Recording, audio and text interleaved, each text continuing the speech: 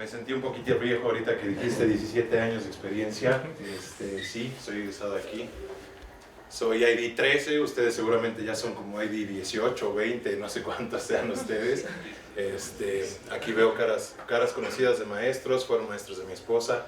Entonces, pues la idea de esto es que ustedes se lleven una noción un poquito más amplia de lo que deben cuidar en su ambiente profesional, de lo que tienen que poner especial atención, porque a veces por no leer las letras chiquitas en algún contrato, no leer las letras chiquitas en alguna colaboración que ustedes tengan, les puede generar muchos más problemas que soluciones y les puede complicar mucho la existencia y la vida laboral y lo que ustedes puedan crear como profesionistas allá afuera en el campo laboral, ¿no?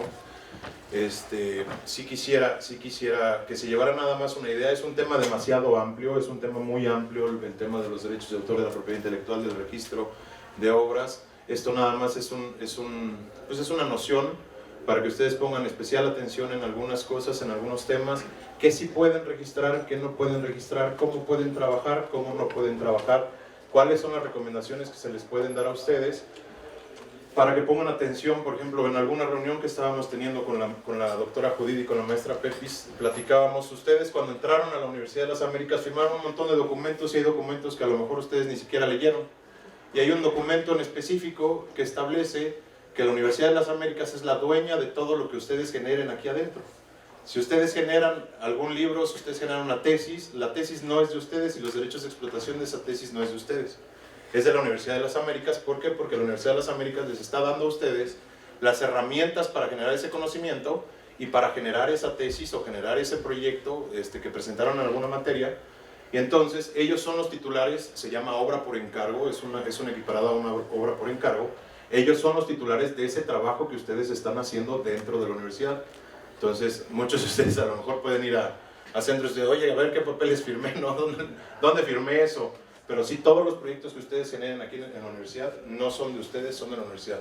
Entonces es algo que tienen que poner especial atención cuando ustedes salgan a trabajar y salgan a producir y salgan a crear, ¿no? Entonces, aquí lo que tenemos que ver principalmente, pues el origen. No quiero entrar a un tema de vámonos a la ley, el artículo tal, y eso nos genera mucha pereza y no es algo que a ustedes en realidad les va a llenar, pero sí tenemos que llegar a entender,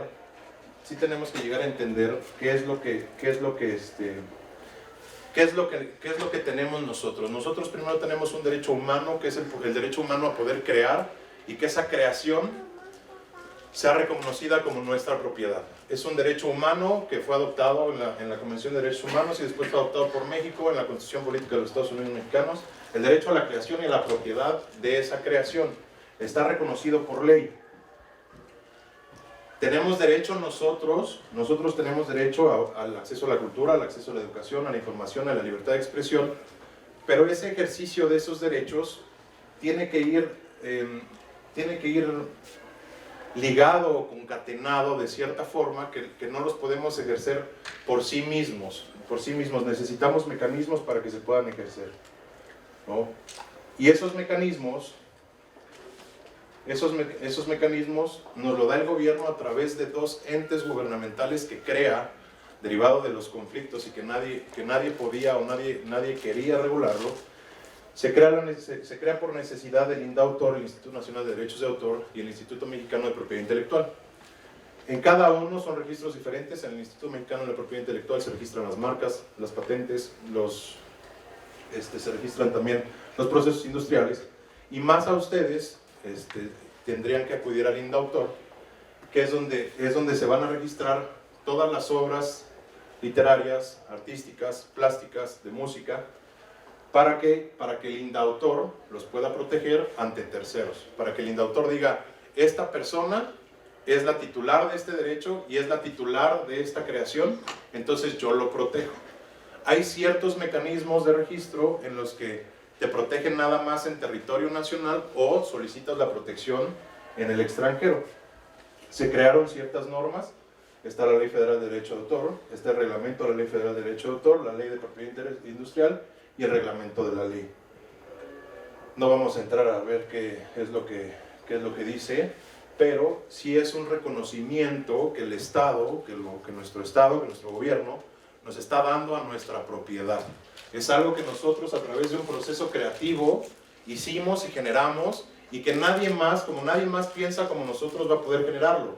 Entonces ahí es donde se individualiza esa creación y se reconoce esa propiedad de esa creación, porque nadie más va a poder hacerlo como tú lo hiciste. O sea, lo podrán imitar, hay falsificadores, lo podrán hacer, pero nadie más lo va a hacer como tú, y eso es lo que el indautor reconoce. Tu propiedad y tu creación. Otorga al titular prerrogativas, ciertos derechos, ciertas prerrogativas para poder, y privilegios sobre esa obra. Son derechos morales y derechos patrimoniales. Ahorita vamos a entrar un poquito a qué entienden, qué se debe entender por derechos morales y derechos patrimoniales. Solamente las personas físicas pueden ser los titulares de ese derecho moral y de ese derecho patrimonial. No solamente las personas físicas pueden ser autores de una obra. ¿Por qué? Porque una persona moral es un ente que se compone de varias personas físicas. La persona moral no puede pensar por sí misma. Pero una persona moral, una empresa, un consorcio, una asociación civil, como la Universidad de las Américas, puede ser titular de obras y los derechos de explotación y de divulgación de esas obras. Entonces ustedes, como autores, como creadores, van a poder crear individualmente y las van a poder registrar, ya sea individualmente o en un colectivo. Si se juntan con sus amigos y dicen, vamos a crear una empresa, y que esa empresa sea la que se encargue de explotar y de distribuir y de divulgar nuestra obra, entonces la empresa va a ser la titular de esos derechos.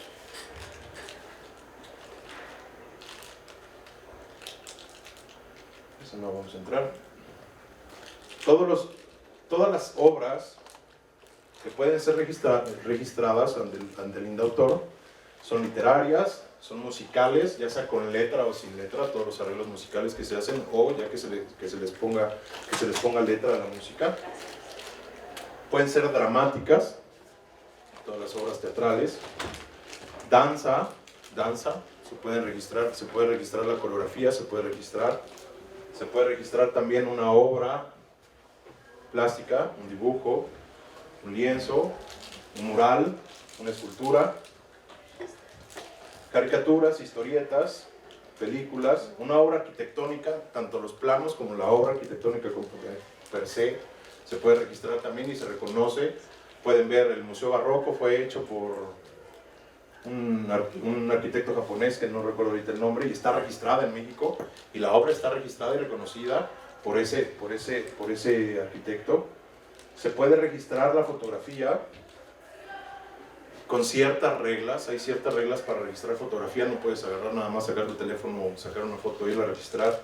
Debe haber ciertas técnicas, debe haber ciertos requisitos que ya nos establece el indautor. Y pasamos al tipo de derechos que ustedes pueden tener, que ustedes son titulares, que son los derechos morales y los derechos patrimoniales. Son dos derechos completamente diferentes. Los derechos morales, pues ustedes son los titulares, ustedes son los únicos que pueden divulgar la obra, ustedes son los que pueden modificarla, ustedes son los que pueden repudiarla o pueden decir, esta obra ya no quiero que se divulgue. Y los derechos patrimoniales es todo lo que tiene que ver con la explotación de la obra y la generación económica que tenga esa obra, y cómo la van a distribuir, cómo la van a transformar, cómo la van a adaptar, a quién se la van a ceder, cómo se la van a ceder. Hay ciertos mecanismos para poderlas ceder, que son las licencias.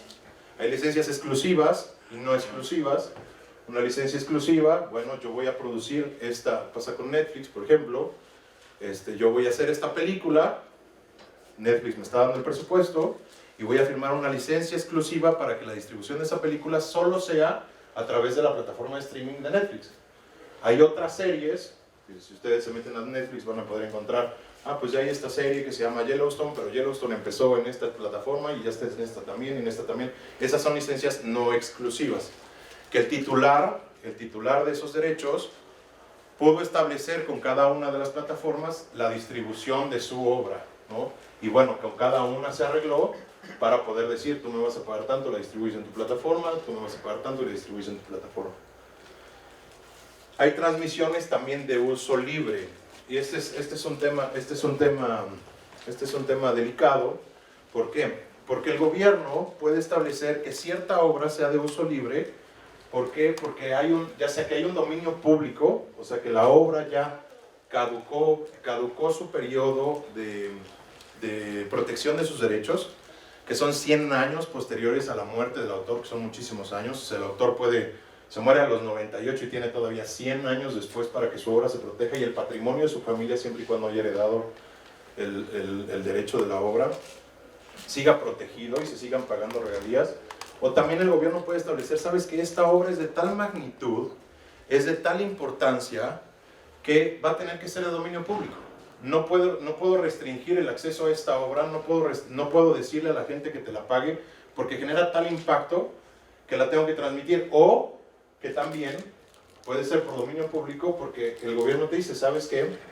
Tu obra puede generar impacto en las comunidades indígenas, entonces la voy a traducir al náhuatl. Y por traducirla al náhuatl o traducirla al braille, no te tengo que pagar regalías. ¿Por qué? Porque es una obra que va a generar impacto en una comunidad determinada. Entonces, por eso, yo como gobierno hago a un lado tu derecho patrimonial y tu derecho a poder percibir una ganancia o una utilidad, para poderla hacer llegar esa obra a un grupo determinado o a una minoría determinada y tengan acceso a la cultura. Entonces, son temas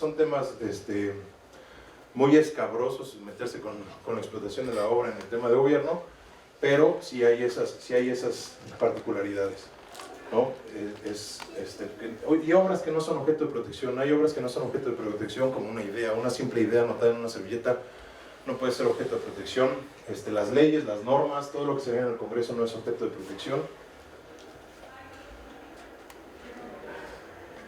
Hay ciertos requisitos. Cuando ustedes crean una obra y quieren transmitirla, tienen que tener especial cuidado en estos 3 requisitos de la transmisión. Tiene que constar por escrito. Todo tiene que estar por escrito y detallado. Cómo la van a transmitir, quién es el titular de la obra, a quién le están cediendo el derecho de la explotación o la divulgación de la obra, quién es, su personalidad, si existe o no existe la persona, si realmente tú eres el titular de ese derecho de esa obra. Tiene que constar por escrito. Tiene que haber una remuneración o no es remunerada, puede ser cualquiera de las dos. Tú puedes transmitir la explotación de tu obra no remunerado. ¿Por qué? Porque tú decidiste renunciar a esa remuneración, pero sí se tiene que establecer cuánto vas a percibir, en cuánto estás tasando el impacto que va a generar tu obra, porque la tasación de una obra siempre es subjetiva, ¿no? A menos que estés comprando un Picasso. Un Picasso ya sabes cuánto vale históricamente un cuadro y la existencia la existencia en el mercado de una obra de Picasso, pero pues una obra de nosotros siempre va a ser subjetivo. Yo puedo decir que un rayón de Mija en la pared pues vale para mí 50,000 pesos, ¿no? Pero para ustedes, pues, oye, mejor píntalo, ¿no? Entonces, siempre tienes que establecer una remuneración y tienes que tasarlo subjetivamente y que la contraparte también esté de acuerdo.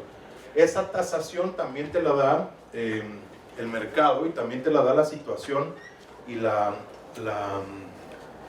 la situación, sino la reputación que tú tengas en el mercado artístico, ¿no? O sea, como les puse el ejemplo de Picasso y como les pongo el ejemplo de otra niña que en algún momento representé, que no sé si lo ubican, se llama Dani Hoyos.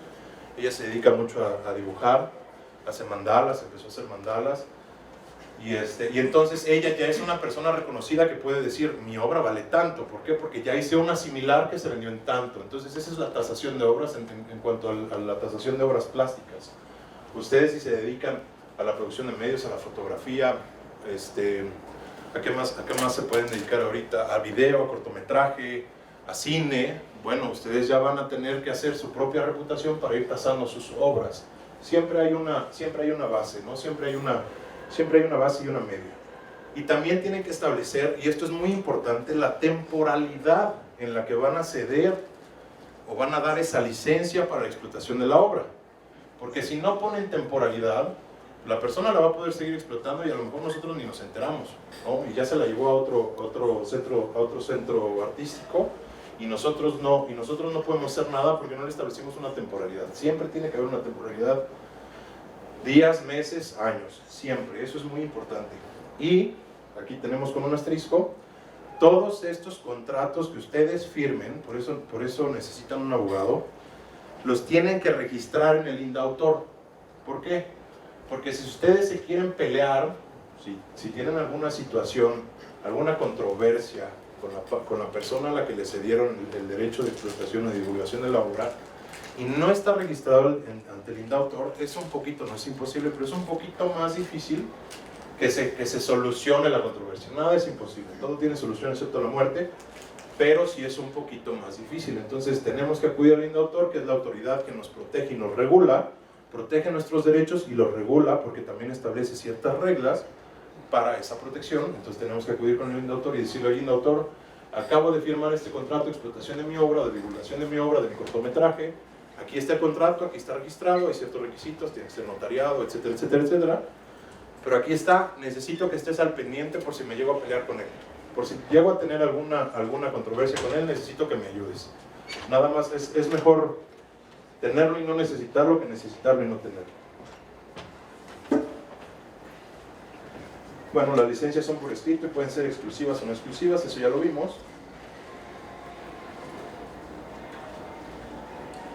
Eso lo vamos a ver. Ok. Aquí hay un tema en el que una obra puede utilizarse sin la autorización del autor, pero se debe de contemplar una remuneración. Muchas veces pasa que alguien utiliza una obra en alguna exhibición, en alguna exposición, y el autor nunca se entera. Si el autor se llega a enterar, va a venir y les va a decir: oye, ¿sabes qué? Ocupaste mi obra en un cortometraje, ocupaste mi cuadro en un cortometraje, se ve mi obra en un cortometraje, la estás divulgando y no tienes derecho a divulgarla porque es mía, o porque yo la compré. Entonces necesito que me pagues una remuneración.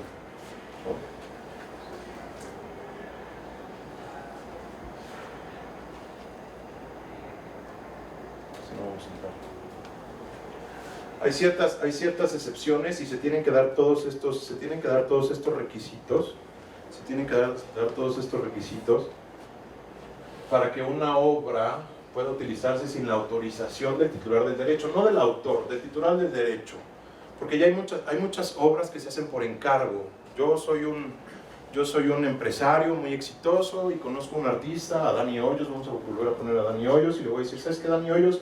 Necesito que me hagas una escultura, quiero que me hagas un nahual pintado con mandalas.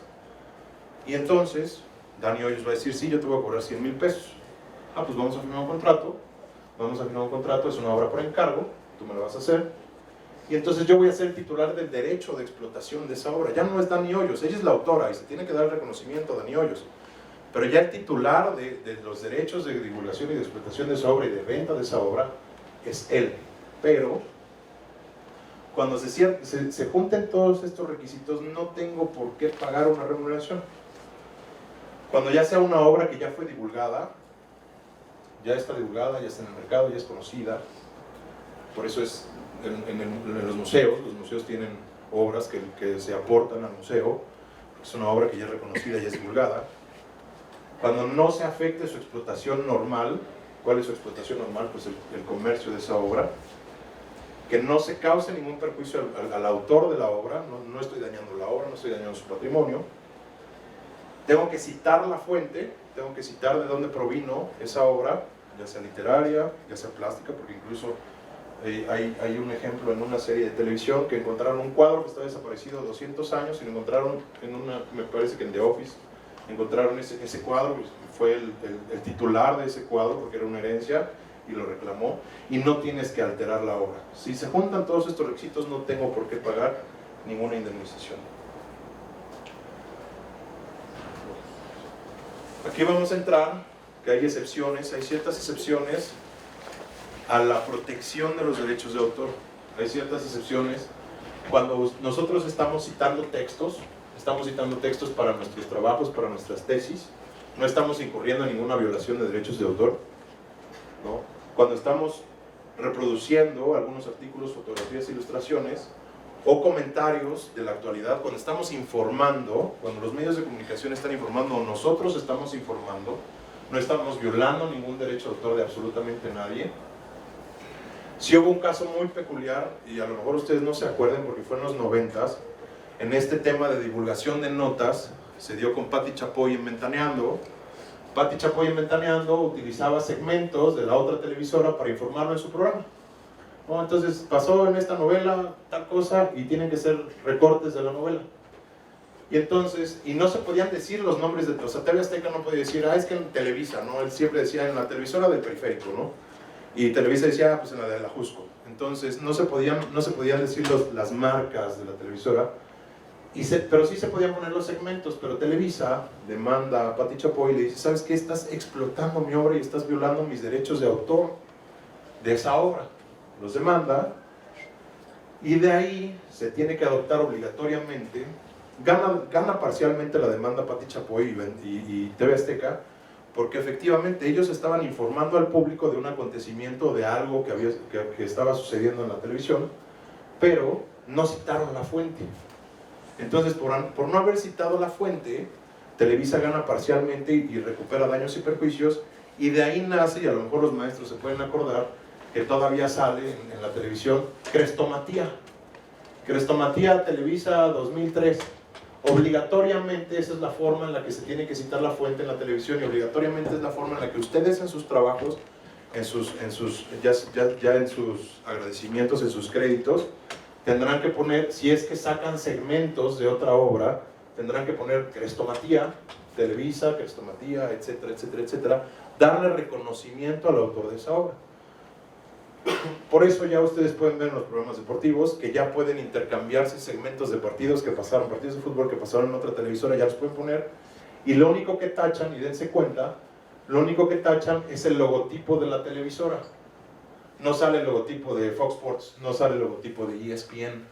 ¿Por qué? Porque esa es otra materia. Ya el logotipo es una marca, eso ya lo regula el INPI. Entonces yo no puedo divulgar las marcas, que es lo que le pasó también a Pedrito Sola con Mayonesa McCormick, ¿no? Que ya se reivindicó,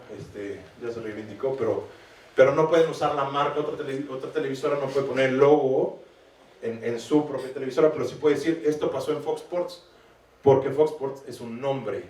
Si yo lo digo es un nombre y el nombre no está protegido, pero si yo pongo el logo es una marca, y la marca sí está protegida, la explotación de la marca sí está protegida. En Estados Unidos el mercado es completamente diferente. En Estados Unidos ustedes pueden ver una publicidad muy asertiva en competencia entre Pepsi, hay una competencia entre Pepsi y Coca-Cola muy padre, Burger King y McDonald's, es otro tipo de regulación y mercado. Aquí no se puede hacer, porque se quieren cobrar hasta de la herencia de la abuelita, ¿no? Cuando reproducimos partes de una obra para criticarla, e investigarla científicamente, ustedes van a poder, el maestro David a lo mejor les va a encargar algún trabajo, que vean una película, que vean La leyenda de 1900, por ejemplo, y entonces, a través de un ejercicio que ustedes hagan de crítica a esa película, ustedes van a poder citar parte y segmentos de esa obra en su trabajo, y no van a violar ningún derecho de absolutamente nadie, porque es una investigación científica. ¿No? Cuando ustedes lo reproduzcan por una sola vez y sin fines de lucro, para el estudio o para una colección personal. Por eso, bueno, tienen que ser instituciones educativas y de investigación. Por eso los maestros, hay muchos maestros y a mí me lo dijeron, no compren el libro, yo les doy las copias, ¿no? No compren el libro, saquen las copias. Esa es una reproducción autorizada porque es sin fines de lucro, y es para el estudio o la investigación. Entonces no tengan miedo de sacar un libro de la biblioteca y saquen copias completas. No pasa nada. Pues devuélvanlo, porque si no, no se pueden graduar.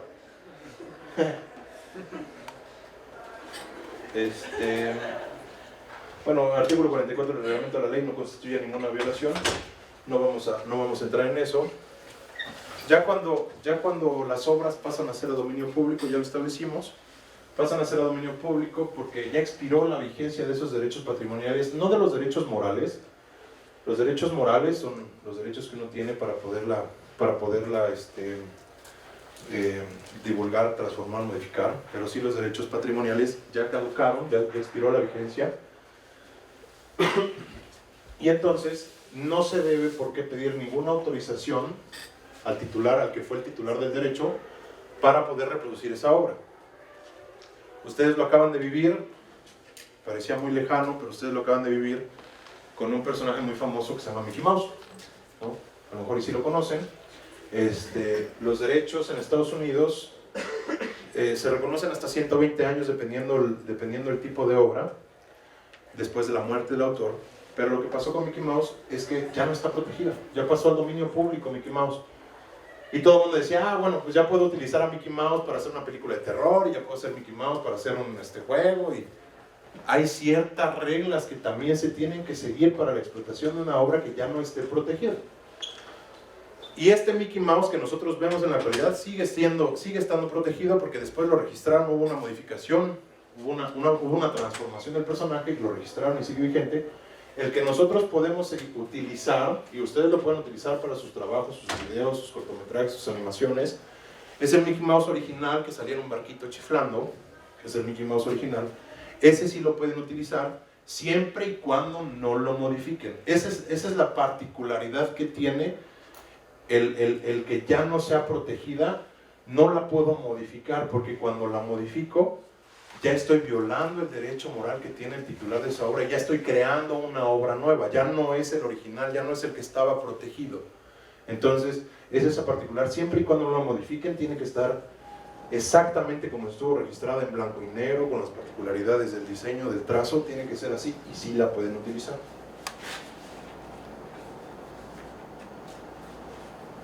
Esto no lo hace el indautor, pero se tiene que hacer un estudio detallado de si la obra ya puede ser de dominio público. No emite dictámenes, no emite ningún dictamen, nosotros tenemos que estar al pendiente de todas las obras. Hay un registro, sí hay un registro histórico de todas las obras que ya no están protegidas y que nosotros podemos utilizar.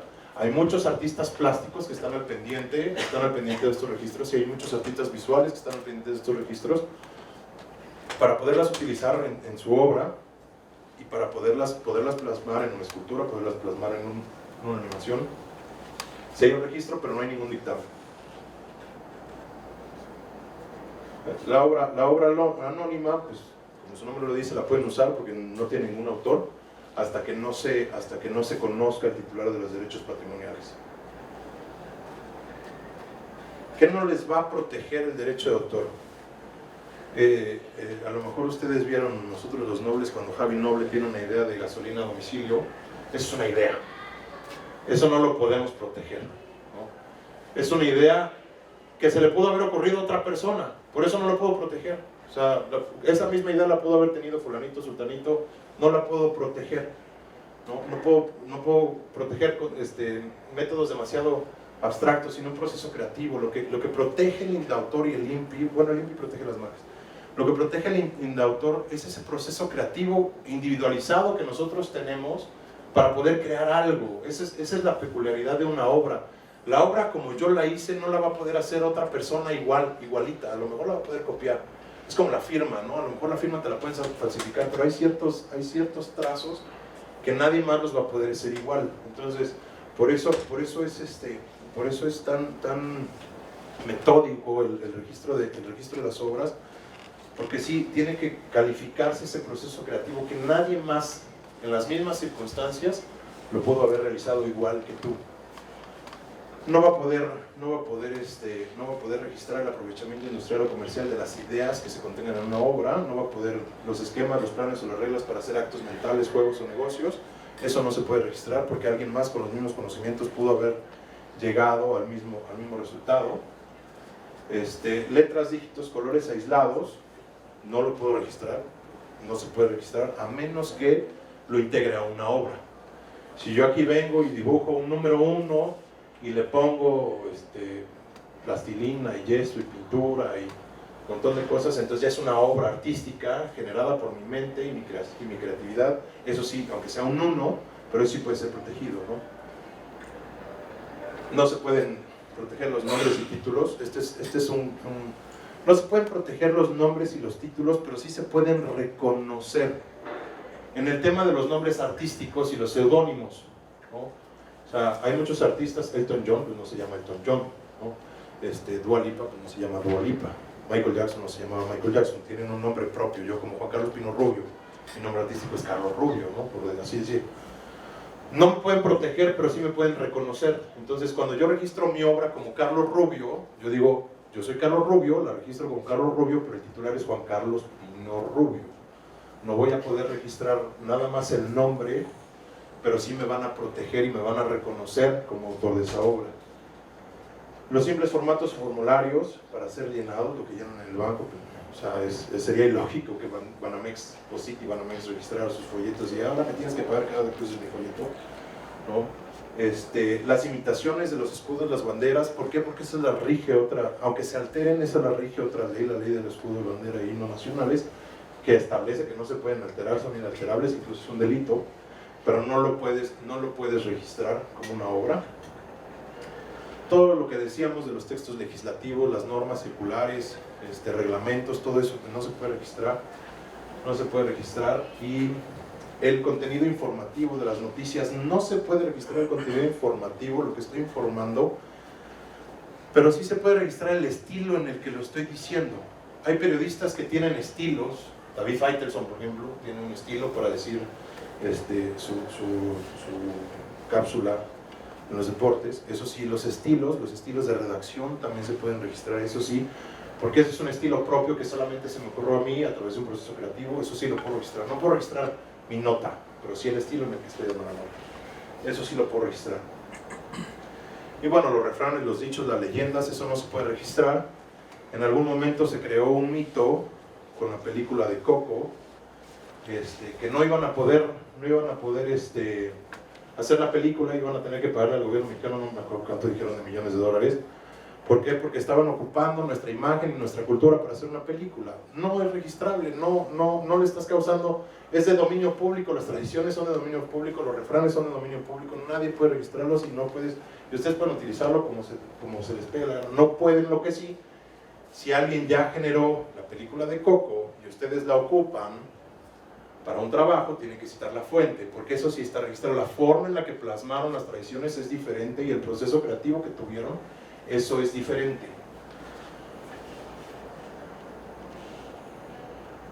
Ok, las creaciones que se encuentran disponibles en el internet no son de libre uso a menos que así se indique. En el tema del internet es un tema en el que nosotros como gobierno mexicano, como autoridad, estamos muy atrasados en regulaciones. Entonces pues ustedes pueden descargar lo que encuentren en internet, lo usan y pues nadie les va a venir a decir absolutamente nada porque no tenemos una regulación, es muy arcaico. Hay formas de regularlo en las licencias de obras digitales. Está el copyright, que es la restricción del uso. Yo soy el titular, nadie más puede modificarla, nadie más puede hacer nada, yo soy el titular y no se lo usa a nadie, es el copyright. Está el copyleft, que muy creativamente pues uno es right, el otro es left. Así les pusieron, no digo no. Y el copyleft es un poquito más amplio, es un poquito más benevolente, porque sí te da el derecho de que lo uses. Si una obra está registrada en copyleft, tú lo puedes usar, tú lo puedes modificar, tú lo puedes transmitir, siempre y cuando le hagas mención, le hagas el reconocimiento al autor de la obra. El copyright no te puedes meter. El copyright, por eso dicen copyright, copyleft. El copyright no lo puse aquí, pero el copyright es la C en el círculo. La C está hacia la derecha, como lo escribimos nosotros. Y el copyleft es la C hacia la izquierda. Todas las obras que estén con la C hacia la izquierda, encerradas en un círculo, ustedes pueden transmitirlas, pueden modificarlas, pueden divulgarlas, siempre y cuando citen la fuente. Está el sistema licenciativo que se llama Creative Commons, en el que se juntan muchas mentes, y este es en el ámbito digital, para crear una obra. Ustedes seguramente han escuchado hablar de los NFTs, ¿no? Los NFTs los hace una persona o los hacen varias personas que integran o que participan en una programación para generar algo. Es el Creative Commons. Se juntan varias personas para crear eso y modificarlo y transmitirlo y divulgarlo, ¿no? Hay ciertos requisitos también. Y el software libre, No sé si alguien de ustedes aquí trabaja con Linux, por ejemplo. Linux es software libre. Cada quien puede descargarlo en su computadora, lo modifica a las necesidades que uno tiene y pues es tuyo, ¿no? Es tuyo y Linux nunca te va a venir a cobrar absolutamente nada. Algo que no puedes hacer en el tema de software, por ejemplo, hay un software que se llama SAP. El SAP, tú puedes modificarlo, pero con autorización de SAP.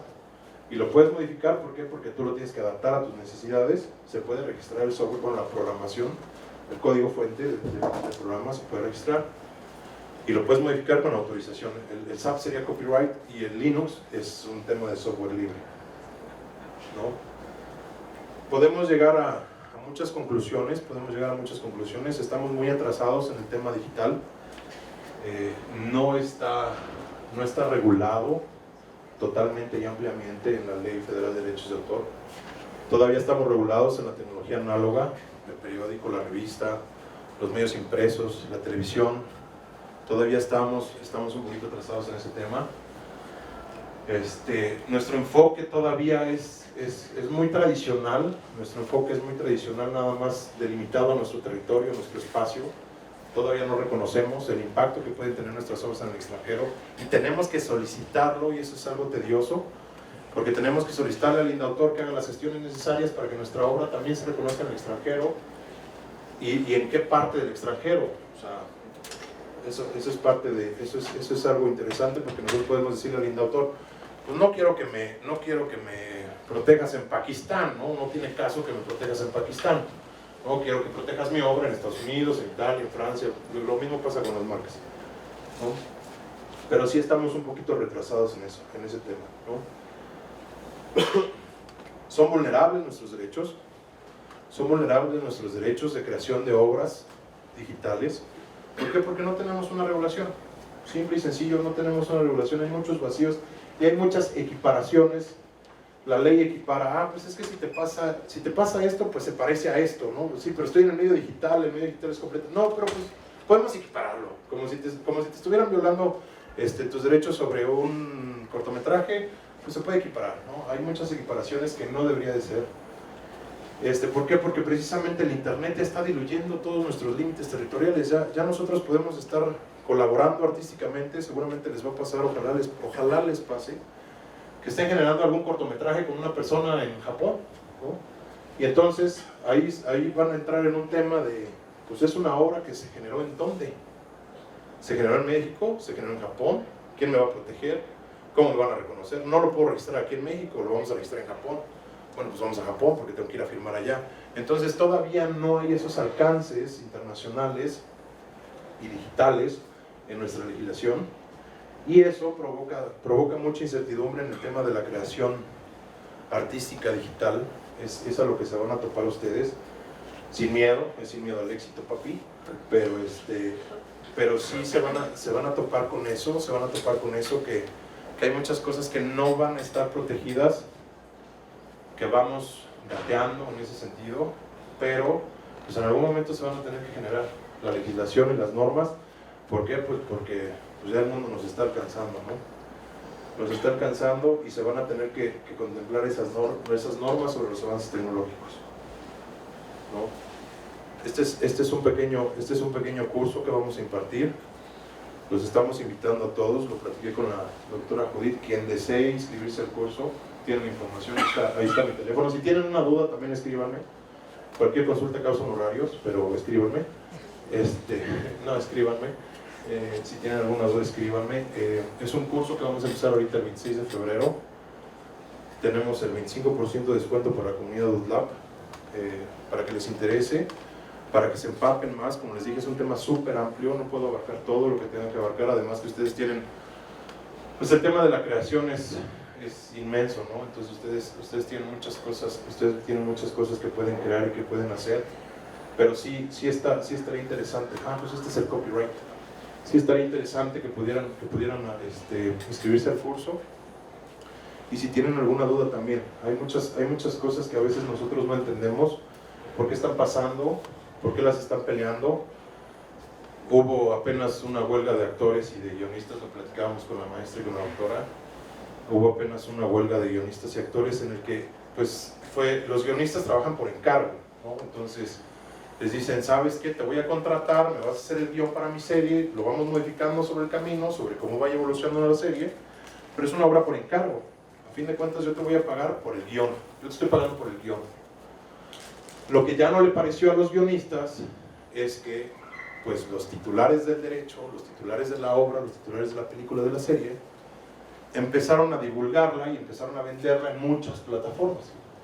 Y a ellos nada más en el contrato nada más se les establecía que las regalías se les iban a pagar por la distribución en el cine. Es para lo único que te voy a pagar, por la distribución en el cine. Muchas gracias, que te vaya bien, tú ya ganaste, ya te pagué. Y entonces los guionistas en su derecho dijeron, bueno, pero es que tú estás obteniendo un lucro además de lo que para lo que me contrataste. Mi obra estaba destinada nada más al cine. No al cine y a Netflix y a HBO y a este y a este y a este y a este y a este, le tienes que pagar regalías. Entonces por eso fue que se dio la huelga de guionistas y después los actores se fueron a huelga por solidaridad con los guionistas, pero eso es lo que pasó. Una mala firma en el contrato, además que eran contratos muy viejos porque hay guionistas que los contratan desde hace 20 años, trabajan con el estudio de Warner, por ejemplo, y su contrato es de hace 20 años. Entonces su contrato es de hace 20 años y está regulado por hace 20 años. No teníamos plataformas de streaming hace 20 años, creo que apenas estaba creando Netflix. Pero se regía sobre esas reglas y nunca lo modificaron. El sindicato, y es donde ustedes tienen que poner atención a cómo va evolucionando su mercado laboral. El sindicato debió haber visto esa problemática cuando se empezaron a dar las plataformas de streaming y decir, oye, creo que también aquí nos podrían pagar regalías. Tuvieron que llegar a una huelga para que pudiera suceder, ya se pusieron de acuerdo, ya les pagaron, con otro tipo de reglas. ¿Por qué? Porque cuando ustedes proyecten, y ojalá lo hagan, proyecten una película en un cine, el cine paga por esa película, cierta cantidad, ¿no? Para poder la renta la película. Pero, pues porque ellos pagan y tienen o no tienen cierto impacto y cierta taquilla, pero ellos ya pagaron. Las reglas en el streaming son diferentes porque la película está ahí y no el 100% de las personas están viendo, el 100% de las personas que están registradas en la plataforma ven la película. Entonces ahí establecieron ciertas reglas en que cada persona que efectivamente vea 30 minutos de la película me va a generar regalías a mí como guionista, ¿no? O sea, sí tienen que establecer regalías, ciertas reglas al pago de las regalías, y es lo que ustedes tienen que poner atención en las ciertas particularidades que va a tener la explotación de sus obras. ¿Por qué? Porque sería muy injusto pagarle regalías a los guionistas nada más porque la película estuviera exhibida en Netflix. Nadie la está viendo. O sea, en realidad a nadie le está interesando tu obra, nadie está viendo nadie está escuchando tu guión, bueno, el diálogo de tu guión, ¿no? La expresión de tu guión. Nadie lo está haciendo porque te voy a pagar algo que nadie está ocupando, ¿no? Entonces, determinado tiempo efectivo de ver esa película se va a tasar en un porcentaje de regalías a 30 minutos. Si es una película, y si es una serie, es al 40% de la serie, ¿no? Entonces, es lo que pudieron lograr estos hombres, que funcionó. Y hay otras cosas que ustedes tienen que tener muy presentes. Por ejemplo, hay otro ejemplo que me gusta ponerles, en el hecho de que si tú traes tu teléfono, tienes tu teléfono, supongamos que tu teléfono es, no conozco mucho de marcas, es una cámara Nikon 300.000 Ultra Pro, tu teléfono, se lo prestas a ella, y ella me tomó una foto. ¿Quién es el titular de los derechos de la foto? ¿Tú que diste el teléfono, tú que tomaste la foto, o a mí que me tomaste la foto? Entonces es donde tenemos que poner atención. ¿Por qué? Porque los derechos de los que aporta el material dentro de una filmación, dentro de un cortometraje, no se les reconoce, pues al fotógrafo sí se le reconoce, pero no al que aportó la cámara. Al fotógrafo sí se le reconoce su derecho de autor. ¿Por qué? Porque él con su ojo y con su perspectiva y con su creatividad pudo haber tomado esa fotografía para esa película o para ese cortometraje. No pudo haber una persona que la haya tomado exactamente igual, pero sí la pudo haber tomado muy similar o igual con otro tipo de cámara, ¿no? Pero ahí es otra particularidad, porque si yo le autoricé que me tomara la foto, yo soy el titular también del derecho, porque yo le estoy pidiendo que me tome la foto. Es una obra por encargo, y sabes que pídele su teléfono y tómame una foto, pídele su cámara y tómame una foto. Pero si yo no le autoricé, y es donde vamos al tema del uso de mi imagen, entonces me tienes que pagar una indemnización, porque yo no te estoy autorizando que utilices mi imagen. Entonces los que se dedican a la fotografía tienen que prestar mucha atención en eso, en ese tema de cómo les piden la fotografía, por qué se las piden, cómo firman el contrato, quién se las pidió, a quién le van a tomar la foto.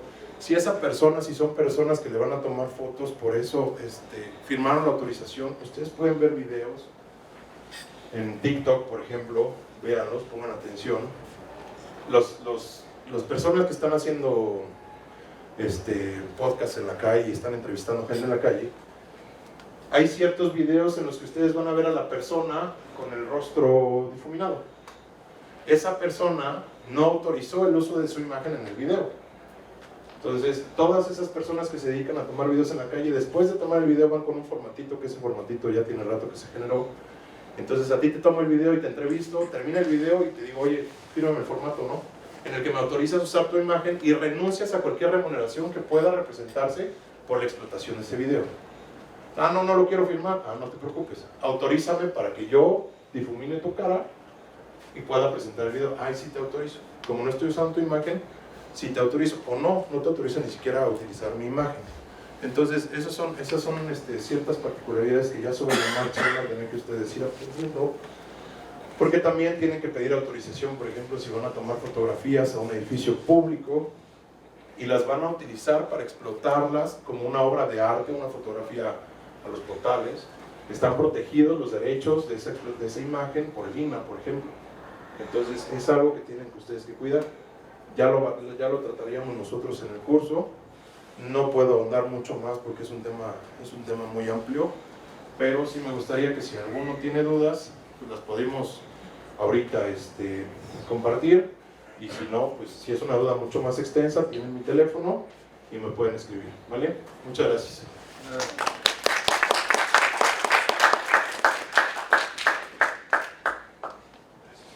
Muchas gracias. Vamos a pasar a la sesión de preguntas y respuestas, así que si alguno tiene alguna pregunta, puede hacer la mano para que le hagamos llegar el micrófono.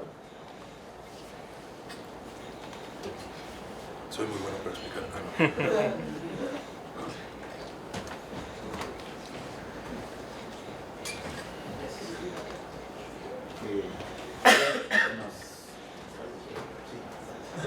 Buenas tardes.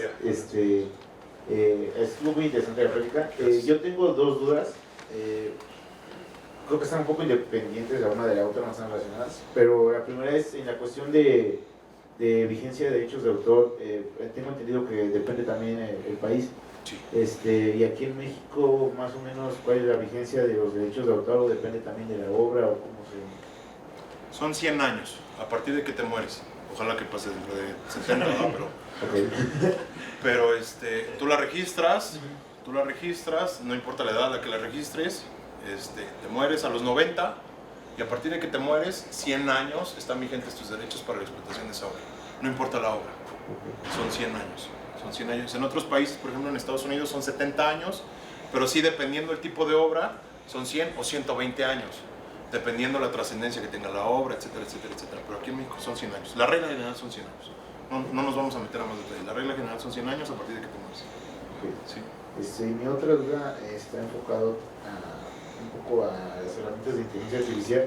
Porque, por ejemplo, si estoy escribiendo una novela, pero estoy ocupando, bueno, es un caso muy particular, la verdad. Sí. Estoy ocupando un generador de imágenes de inteligencia artificial para recrear ciertos escenarios, para tener un panorama más claro de los escenarios que quiero describir en esa novela. Ahí cómo está la cuestión de los derechos de... Esa está padre porque efectivamente ustedes van a tener ya todas las herramientas, tienen ChatGPT, tienen 1000 herramientas de generación de inteligencia artificial. Yo te voy a rebotar con una pregunta. ¿Estás pagando la membresía? No, es un generador gratis, supuestamente. Es un generador gratuito. Seguramente debe tener su membresía. Pero te tienes que meter a las políticas de uso.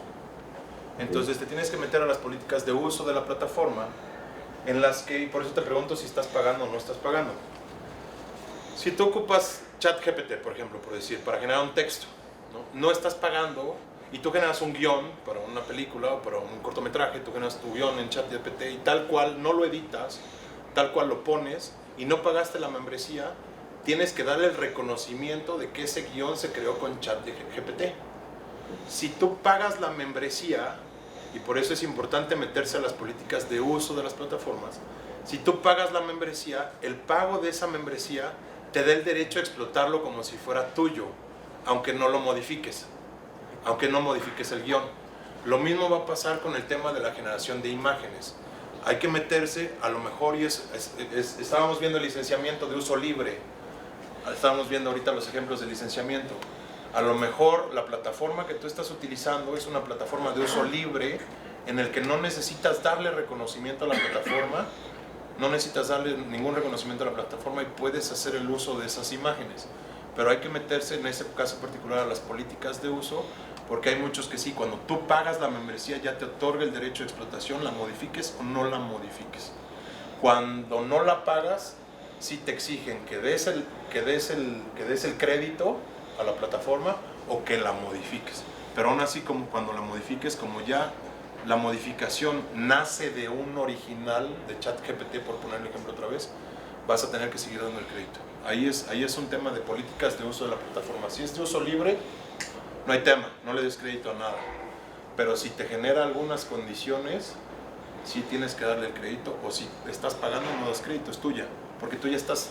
Es una obra por encargo, ahí caemos en el tema de obra por encargo. Si tú pagas una membresía, le encargas a una plataforma de inteligencia artificial que te genere una imagen para ti. Ese es un contrato en blockchain de obras por encargo. Tú estás pagando una membresía, son tuyas, tú me vas a generar 1000 o una. Mi membresía vale 400 pesos, me generas una, me generas 1000, pero son mías, si tú estás pagando. Pero hay que ver las políticas de uso. Sí. Muchas gracias. Sí.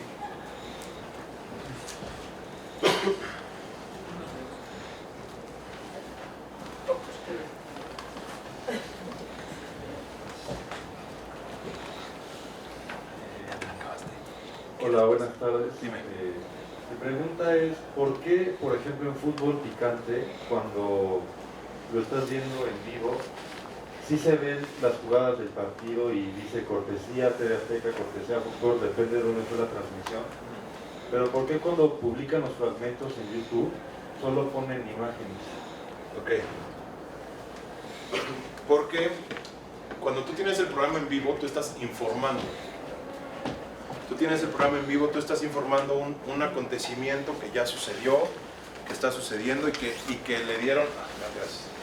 Y que le dieron esa autorización, esa otra televisora le dio la autorización para hacerlo, ¿no? Para hacer esa divulgación de video. Entonces se ponen de acuerdo, hacen un tipo de cámara de compensación mensual y se dicen, oye, ¿sabes qué? Tú utilizaste mis videos de estos partidos, yo utilicé estos de estos, no nos debemos nada, no pasa nada, utilízalos, no vamos a hacer nada. Pero cuando vamos a un tema de redes sociales, no está autorizado el uso de la imagen de la televisora en redes sociales, porque así lo decidieron las televisoras. Y porque además te genera, ahí vamos, te genera un lucro. Y es donde cae la divulgación informática, la divulgación en medios, la divulgación en medios para informar. Cuando tú lo estás divulgando en redes sociales, pues tú sabes que un video, si te clavan un comercial, ese video ya generó un lucro a Fox Sports, ya generó un lucro a ESPN.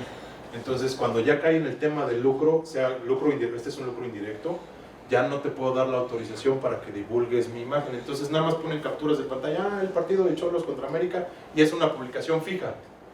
Y es una publicación fija porque esa es la autorización que le dio la otra televisora para poner la información de ese. Pero ¿por qué es el tema de redes sociales? El tema de redes sociales es un tema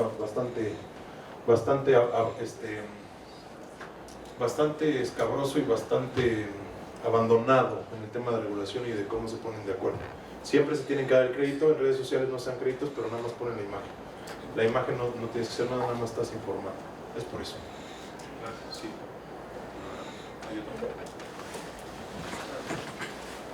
Hola, hace un momento hablaron de los generadores y de pagar el servicio de las plataformas. Tanto los ejemplos, y casi estoy seguro de los que se refiere también que usó, son internacionales, ¿sí? Pero ¿cómo tendría que hacerle si yo, con las leyes mexicanas, diseño un generador para que las obras queden registradas a nombre del generador automáticamente, como le hacen en las plataformas internacionales? vas a registrar el código fuente, vas a registrar el código fuente de tu programación, de tu plataforma, eso sí lo puedes registrar. Entonces en todo el código fuente vas a establecer que todo lo que se genere de ese resultado, haz de cuenta que esos programas son sí o no, ¿no? Si me pregunta esto, hago esto, si me pregunta esto, hago esto, eso es un programa informático, son sí o sí no. Entonces tú vas a registrar el programa y todas las imágenes que registren, y en tus políticas de uso vas a establecer, eso es muy importante, establecer las políticas de uso y de privacidad. En tus políticas de uso de tu plataforma vas a decir, todo lo que se genere será propiedad de generador de imágenes Patito SADCB. Vas a poder hacer uso de esas imágenes con mi autorización. La gente no lee las políticas de uso. Dime. Sí, no va por ahí. O sea, ¿cómo hacer que se pueda registrar lo que genera el generador? Pues la generas como un cuadro, como una pintura, como un cuadro digital. Se puede registrar como un cuadro digital. O sea, ya la imagen que generó, no solamente la plataforma, la imagen que generó la registras individualizada como un cuadro, como una pintura, como una obra de arte. Tú la registras como propia. Pero si quiero que esté a nombre del generador. No. Lo que pasa es que las obras de arte, los derechos patrimoniales de una obra de arte se registran a nombre de una persona física. La persona física es la titular de ese derecho patrimonial. Le cede los derechos a una persona moral, pero porque no puede registrar una persona moral una pintura porque no la hizo la persona moral. ¿Sí me explico? ¿O te estoy haciendo un poquito más de pelotas?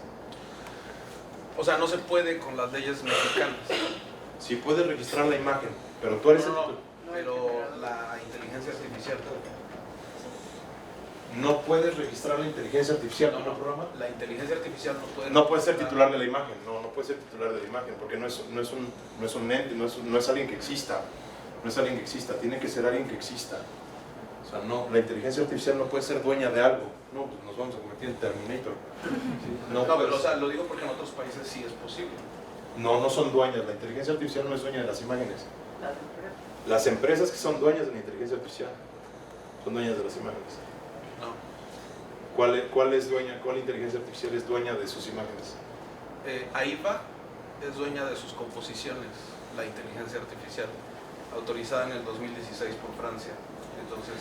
Entonces vamos a revisar la legislación porque ya está reconociendo como un ente titular de derechos y de propiedades a una inteligencia artificial. De hecho es la primera. Van 1000 años más. O sea, ya están reconociendo algo que no existe, porque en realidad no existe porque no pudo haber existido si alguien no lo hubiera creado. Ya lo están reconociendo como titular de un derecho patrimonial. No a los creadores. No, a la inteligencia artificial como un ente, como algo etéreo en el universo, ¿cómo se llama? En el universo del internet. Ya es titular de una propiedad, pues pasado mañana va a ser dueño de bancos. Si ya lo están reconociendo como un ente, pasado mañana va a ser dueño de casas y de edificios y de... Bueno, pero así le hacen, o sea... En México no lo podemos hacer. Ese era el... En México no podemos reconocer un ente que no existe. O sea, en realidad no existe porque fue creado por alguien más. La inteligencia artificial es creada por alguien más, a fuerza, alguien la programó. Y la programó para aprender, porque esa es la particularidad de la inteligencia artificial, que va aprendiendo derivado de toda la información que le vas proporcionando. La va adaptando. ChatGPT, por eso cada que lo usas es mucho más eficiente, porque va aprendiendo, va pensando por sí. Pero aquí en México no está reconocido absolutamente nada. Estamos no puedo decir en pañales, estamos en el vientre materno. No estamos en pañales, estamos en el vientre materno. ¿Por qué? Porque, pues digo, si somos tercermundistas en muchas cosas, en estos somos peor, ¿no? O sea, no podemos reconocer ahorita todavía algo que no podemos concebir. Dime cuántas generadoras de inteligencia artificial tenemos en México. Sí, tengo atorado el proceso ya como por año y medio, ahí en Indautor. No se atreven a decir el no, pero no dan el sí. Exacto, porque hay una línea muy delgada entre que sí se puede registrar porque es un programa de computación, es algo que se programó, sí se puede registrar, pero a fin de cuentas va a evolucionar de tal forma que ya no va a ser lo que se registró. eso depende del modelo. Del modelo de inteligencia artificial, Sí, sí. porque puede ser el mismo y desde ahí ya está completo, ¿no? Pero el caso es que, te digo, no dan el sí, pero ya llevan más de año y medio sin decir que no. Y cada llamada que están en juntas y que volvieron a ir a juntas y que siguen viendo en juntas, y eso antes de que estuviera la explosión del ChatGPT, Sí, ChatGPT tiene que un año que empezó a... más o menos. Sí, más o menos un año que empezó y es un tema padre, la inteligencia artificial. Yo creo, espero que no, pero que el trámite o se te va a quedar ahí mucho tiempo, o te van a decir que no se van a aventar todo el tiempo.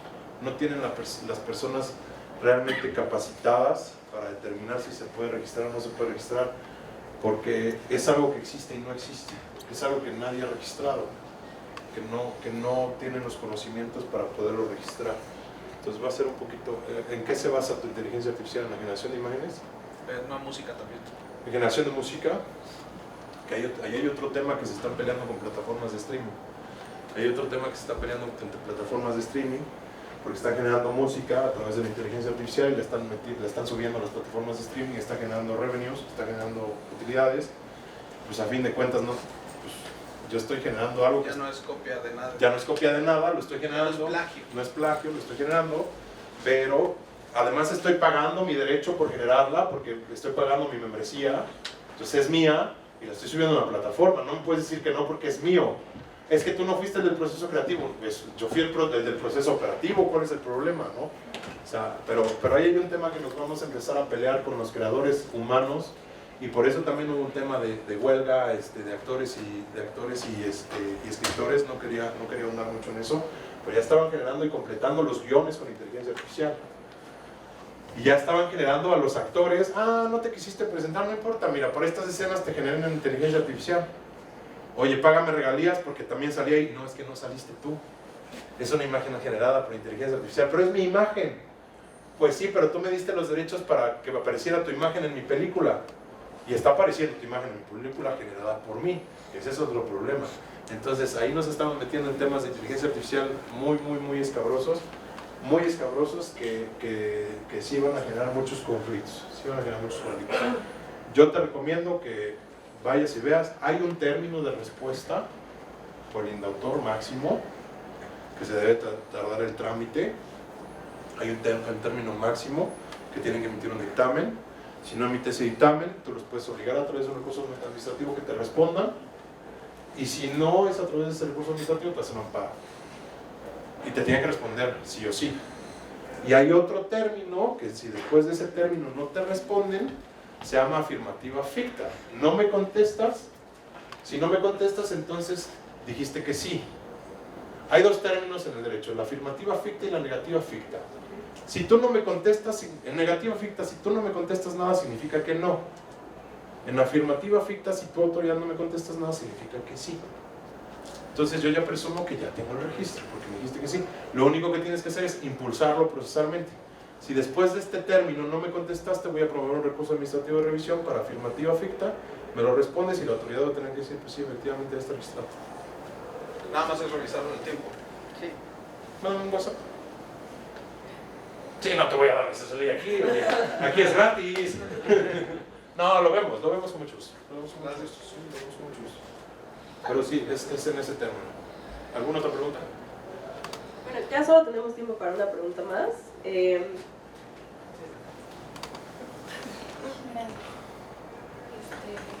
Yo tengo duda porque al inicio explicaste algo de los derechos morales y patrimoniales, y eso es algo, bueno, yo soy artista plástica y hago sobre todo mural, y ya en algunas ocasiones me han pedido firmar contratos de ese tipo, pero ahí me queda un poquito de duda, porque pues obviamente los he leído, pero también es para alguien que no se dedica a eso, es súper difícil entender.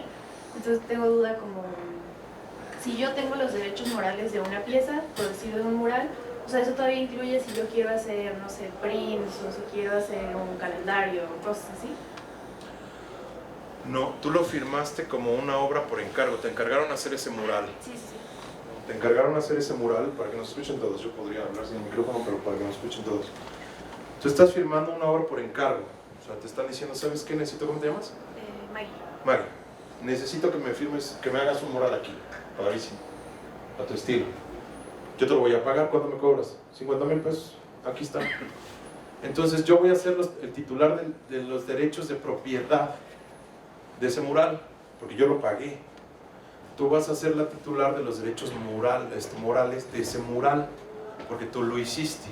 ¿Qué son los derechos morales? El reconocimiento de la obra. Ah, aquí tiene que decir que fue de Maggie. Yo no puedo llegar como titular de la obra, tacharle y ponerle mi nombre. No, es de Maggie.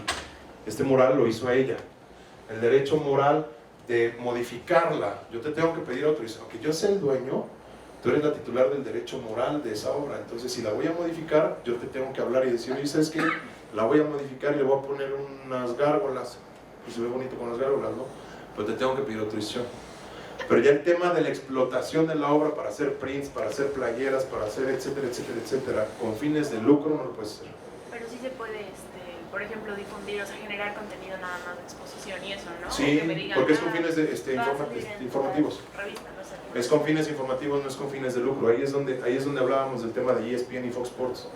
Que como ya el video de las imágenes ya no es de divulgación, sino ese video les va a generar indirectamente una utilidad, es con fines de lucro, por eso no lo pueden divulgar. Pero sí tú sí puedes divulgarla con fines informativos y culturales, de acceso a la cultura, sin pedirle autorización a los nadie. que me encargaron la obra. No, sin pedirle permiso.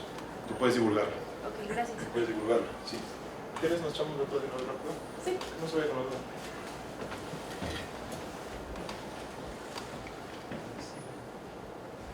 Hola, muchas gracias por la sesión, estuvo bastante interesante. Ya no pude llegar a tiempo, pero por lo que caché me interesó mucho.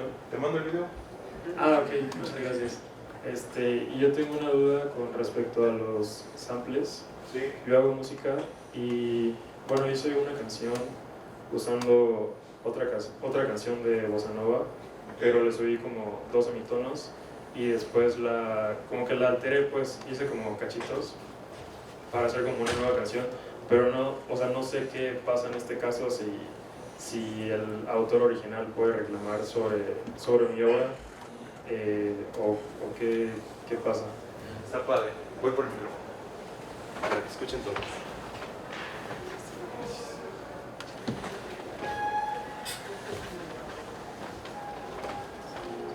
Tenemos que aterrizar en muchos conceptos en este tema que me estás preguntando, porque tenemos que ver a qué canción le estás haciendo el sample. La bossa nova, la mayoría, son covers de otras canciones interpretadas de cierta forma, ¿no? Tú puedes escuchar Dance Monkey, por ejemplo, en bossa. Ay, se escucha bien bonito. Y es bossa porque es el ritmo de la bossa nova, pero a fin de cuentas es Dance Monkey, ¿no? O es gasolina de Daddy Yankee en bossa, ¿no? O sea, pero tenemos que ver a qué canción estás ocupando de bossa. Una canción original. Ok, ¿cuándo se divulgó esa canción? Ok, es que hay varios términos, porque pudo haber ya prescrito el derecho del autor de esa canción. Esa es una. 2, tú siempre y cuando le des, si la estás modificando una obra. Tú estás modificando una obra que está registrada, o a lo mejor no está registrada, porque también muchas cosas no la registran, ¿no? Ok, hay que ver si está registrada. Pero a fin de cuentas, tú a través de un proceso creativo, intelectual, estás haciendo una transformación de una obra. Entonces estás generando una obra nueva, a través de algo que ya existió, que ya existe. Lo que tú tendrías que hacer, y es lo que pasa, es darle crédito al autor de esa primer canción original. Nada más, dale crédito, nada más dale crédito. ¿Y la puedo registrar como propia? La registras como propia porque ya es un proceso creativo que fue más allá de, no es nada más, o sea, tú no nada más estás ocupando la canción y le estás acelerando el ritmo, por ejemplo. Eso no tiene ningún proceso creativo, esa es una transformación, ¿cómo se llama? Hipócrita de una canción, ¿no? O sea, nada más estás acelerándole el ritmo y ya, pues ahí está, yo la hice, no, pues cualquier persona lo pudo haber hecho. Lo que tú estás haciendo es generando a través de esa canción, estás cortándola y le estás poniendo algo tuyo, ¿no? Eso es lo que entendí. Entonces es tuyo. Y también ahí nos vamos, y es algo muy técnico en el indautor, a los porcentajes que contiene de una obra original. O sea, si tú quieres venir a decirme, ¿sabes qué? Bohemian Rhapsody dura 6 minutos y estoy generando una obra nueva y novedosa con 5 minutos 45 segundos y nada más le pusiste 15 segundos tuyo, te voy a decir, no la puedes registrar. O sea, no es algo creativo, no. Pero también nos vamos a algo mucho más técnico, que es el porcentaje de una obra original que contenga tu obra, ¿no? Que sí la modificaste, sí. O sea, hay muchos, de hecho hay un TikToker que se dedica a decirte, es un peloncito, no sé tú que estás en la música, búscalo, es un peloncito que se dedica a decirte qué canciones están sampleadas de cuáles, ¿no? Y te va poniendo, esta viene desde, bueno, Dua Lipa tiene 50 canciones reproducidas, ¿no? Pero sí, nos vamos a un tema un poquito más técnico de qué porcentaje de una obra original tiene y que además ya es un proceso nuevo, un proceso creativo, que sí se basó de algo, pero que tú ya le pusiste elementos que la cambian totalmente de su obra original. No es, o sea, es totalmente diferente. Para empezar, pues la subiste 2 tonos, ¿no? O semitonos. Bueno, la subiste 2 semitonos y además la partiste y además le pusiste algo tuyo. Entonces es una obra original. Ya es una obra original y la puedes registrar. No habría riesgo. Ninguno. Y quien te diga que sí, lo despides y me contratas. Sí, me hago éxito. Gracias. Bueno, pues muchísimas gracias al licenciado. Gracias. Hago entrega de parte del departamento.